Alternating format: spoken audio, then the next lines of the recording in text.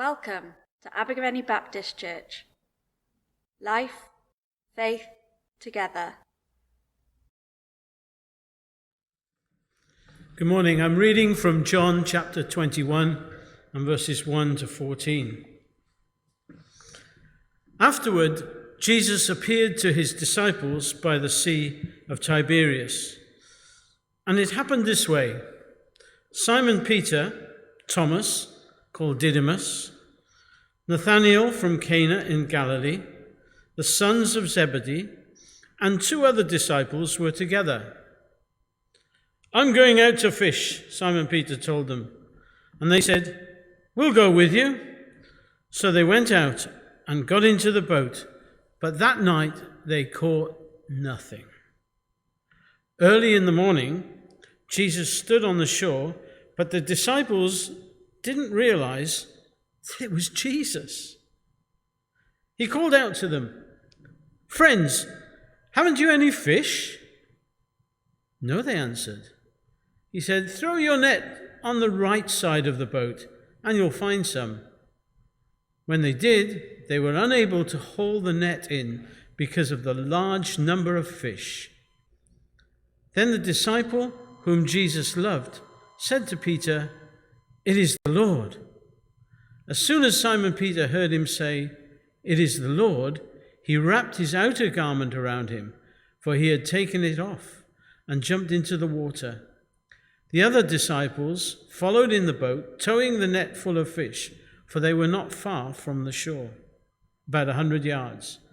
And when they landed, they saw a fire of burning coals there with fish, and on it some bread.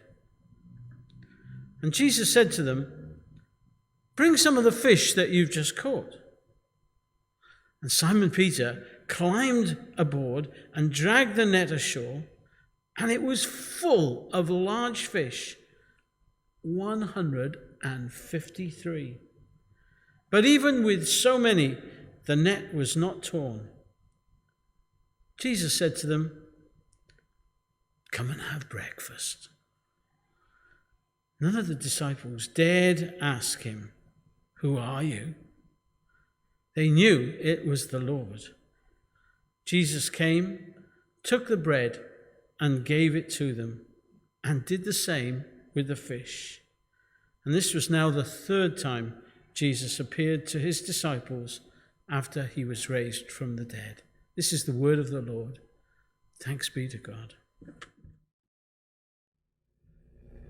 Last summer, when restrictions relaxed, our daughter Besson came down for a week to be a part of our bubble. We met up with some old family friends who'd moved to Cardiff, and we went out for a lovely meal as part of the Eat Out to Help Out scheme. Oh, it was great after all that time to be able to eat together. Now, Besson's in-laws had moved to Spain a few years ago, and obviously haven't been able to come to the UK during the pandemic. Besson and Tom have tried to do virtual meals over Zoom, but it's not really the same. So all those years ago, the disciples were glad to have a real meal with the resurrected Jesus by the Sea of Galilee. How Jesus loved eating and drinking with people. He got exasperated with people who criticized John the Baptist for neither eating bread nor drinking wine, and they claimed that John had a demon.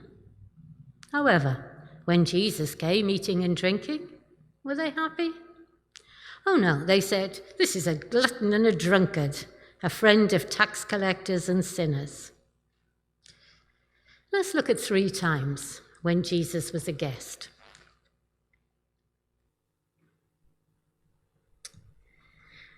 Jesus had just called Matthew to be a disciple, and Matthew was so excited, he invited all his friends to a big banquet where Jesus was going to be the chief guests.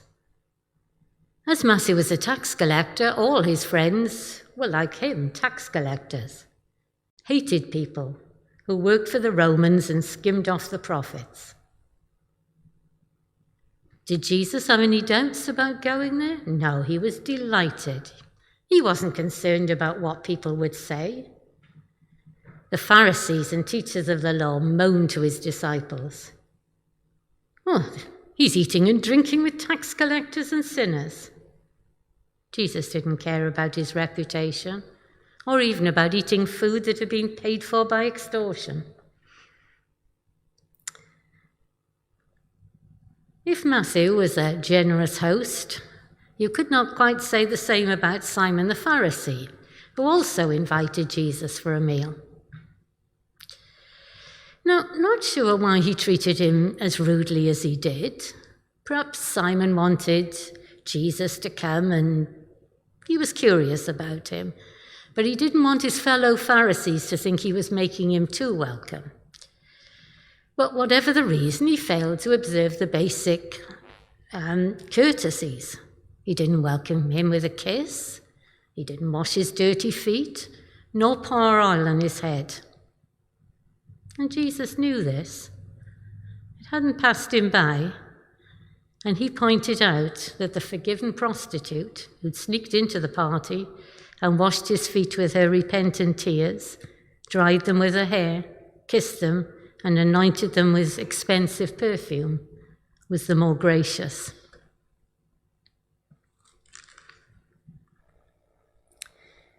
If Simon was neglectful as a host, Mary of Bethany went the opposite way. Now, you can't really blame her. It could have been no mean feat to try and accommodate Jesus and his disciples. And Mary was worn out with all the preparations. Must have really annoyed her to see her sister just sitting there listening to Jesus. In fact, she was so annoyed, she asked Jesus to tell Mary to help me out. However, Jesus told her that she was distracted by all the small things and she'd missed the main thing, which Mary hadn't. Just to listen to him. Just think if Jesus was here and you'd missed him because you were faffing around with something. Let's now look at 3 examples where Jesus was the host. One of these is an impromptu occasion because 5,000 people came to hear him speak and there was no food. So he took 5 loaves, 2 fishes, blessed them, and fed them to the crowd as God multiplied the meal. It wasn't just enough to fill them all. There were 12 baskets of leftovers. Jesus was a generous host. He was also a humble host. When he called his disciples to the Last Supper, he took off his upper garment, wrapped a towel round his waist, and filled a basin with water. He then went to wash his disciples' feet, the job of the lowest female servant. A horrible job after the disciples had walked through the dusty, mucky streets of Jerusalem. He said, "If I, your Lord and Master, wash your feet, you also should wash each other's feet." And finally, we come to the meal that we were just reading about. As they land on the shore, they find that Jesus has got a fire burning, and he's actually cooked them fish and bread, which men didn't do in those days. And then he asked them for the fish that they'd caught. He welcomes the disciples, all of whom had let him down when he was arrested. And perhaps as they were sitting round that fire, Peter remembered the times when he sat round a courtyard fire and 3 times denied knowing Jesus. After the meal, Jesus asks Peter 3 times, "Do you love me?" and commissions him to pastor the new church. This was a meal of forgiveness. So what about us? How can we be more Christ-like when we meet for a meal? Hopefully restrictions are going to be lifted and soon we'll be able to enjoy more meals together.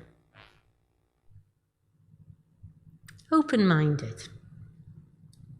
Let's be open to any invitations, even if that puts us out of our comfort zone, whether we're being asked to eat food from another culture, where we feel a bit on our own, or if we wonder what people will think if we go to a particular place. Now, when we were in Peckham, Gareth worked on a regeneration program, and he was put on a project with a guy called Peter. Gareth noticed that Peter seemed to have some sort of antipathy towards him. It emerged that when Peter came out as gay, his parents, who attended a Baptist church in Wales, were asked to leave the church just because of their son. So Peter, understandably, was not thrilled to be harnessed with a Welsh Baptist minister. However, Gareth won him over and they became friends. And Peter invited us to a party at his house. Now, we could have found an excuse not to go. In fact, we didn't know anyone else there apart from Peter. As it turned out, we were the only heterosexual couple there, and it was like a different culture for us. And we could have been concerned about what some people at church may have said about us going there. However, we were delighted to go, because it showed that Peter regarded us as friends, and hopefully we had altered his perception of Christianity. Respectful. Without being aware of it, we can treat people differently at a meal. For example, if royalty was coming to the house, you'd have it scrubbed within an inch of its life, you'd have the best food out and the best china. Jesus wouldn't have done that. Now, we used to run a group for the mentally unwell. And we got to know, among others, a lady called Janet, who was unemployed and poor. We invited her for Sunday lunch. And I bought a rather cheap joint and got a shop-bought pudding. On the Sunday, however, Gareth told me that Janet had rung up to say she was unable to come. But as he knew I'd prepared for visitors, he'd invited Helen and Andy for lunch. Well, they were quite posh, and Helen was a good cook, so I felt really embarrassed about the meal I'd prepared. I felt God taught me a lesson about treating people equally and with respect.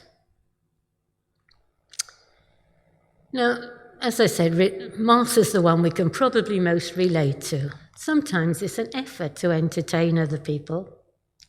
Now, I'm neither a competent nor a confident cook, so I can become self-conscious about the meal and fuss too much about what other people think. Mind, even if we've produced a great meal, there's another way in which we can be poor hosts. Mary listened to Jesus, and sometimes we can dominate the conversation and not find out more about our guests. There was a guy called Dave who lived with us for a year while doing a gap year at our inner city church, and he invited us to his wedding. Now, pre-pandemic, I often found that weddings could be all about the bride and groom, the bridezilla complex, and less about the guests. However, when we went down to sit down for the meal, we found that Dave and his wife had written on each place setting what each guest meant to them, which must have taken them a time which they could have spent on doing something for themselves. And I've never actually forgotten what he wrote and what it meant. Generosity. We want to be generous hosts and give them the best, regardless of who the guests are. In our last church, Broadmead, the church was involved in something called Christian Kitchen. This was an amazing initiative set up by a great guy called Norman. It was based near the large Walthamstow market, and market traders donated unwanted fresh food, vegetables, bread, cake, etc. And also supermarkets provided produce. He used a nearby church's industrial kitchen to cook for about 70 people and bought a van from which the food could be distributed. and the van also carried benches and chairs. Norman wasn't content to serve just one course, but every night there was fresh food, fresh soup and bread, a main meal with rice or pasta plus salad. This was followed by dessert and then tea and coffee, and it was always enough for seconds. A lady called Sonia made the soup each night, and a chap called Michael made some very inventive desserts out of cake, custard and fruit. So the churches took it in turns to cook the main meal and serve it. Norman could have delivered a basic beef burger to each person, but he had a generous heart. Humble. Sometimes we can show off a bit when we are at a meal, either through our cooking or our conversation. If we were to have a big meal here, would we be happy to be the one in the background peeling the potatoes or cleaning the big pots afterwards? Thinking back to the Christian kitchen, Sonia came down every night to peel vegetables, cook them, and liquidize them into soup. She didn't go out on the van and receive the thanks that we did, but I believe she was very special to Jesus' heart. If we sit down for a meal with somebody, we're saying we're at peace with them. And for years, meals have been a mark of peace. And there may be some of us here who know that there are people that we should sit down with. And like Jesus, bring about forgiveness and new beginnings. Not necessarily perhaps somebody we've been in dispute with, but somebody we've ignored, perhaps because we felt they were not like us.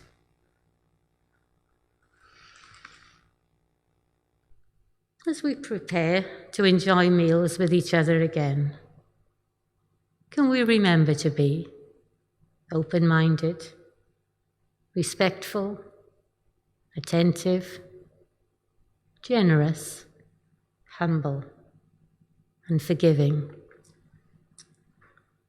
In Revelation chapter 3, verse 21, Jesus said, "Behold, I stand at the door and knock. If anyone hears my voice and opens the door, I will come in and eat with him, and he with me." Thank you for watching. For more information, please visit our website at abergavennybaptist.co.uk.